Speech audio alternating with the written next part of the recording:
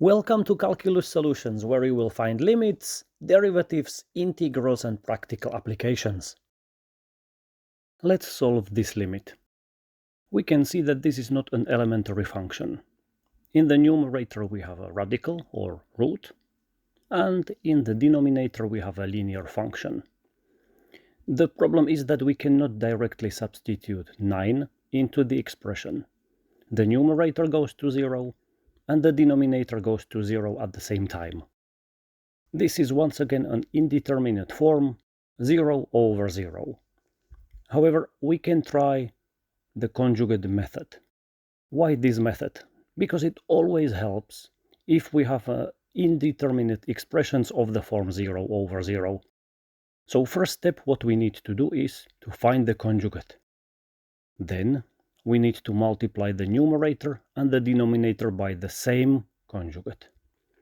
And one of the radicals can be eliminated. So how do we do it in this practical example? We will multiply numerator and the denominator with the same expression, square root of x plus 3 over square root of x plus 3. We can see that we have not changed anything here. We only multiplied the expression with a cleverly written 1. However, what is the conjugate? We just need to multiply the numerator with the same expression, only the sign will be swapped, minus with plus. Now we can combine these two. In the numerator, we will have x minus 9, and the denominator will be the same. But we can see that suddenly there is a common factor in the numerator and the denominator, and these will simply cancel out. The expression x minus 9 will disappear.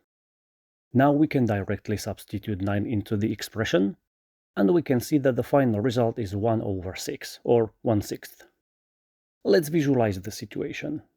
We can see in this picture that the graph of this function looks like a very nicely decreasing function. It's very smooth. However, in the point x equal 9, the function is not defined. There is a hole in this graph. However, we found out that the limit in this point exists, and it is equal to 1/6.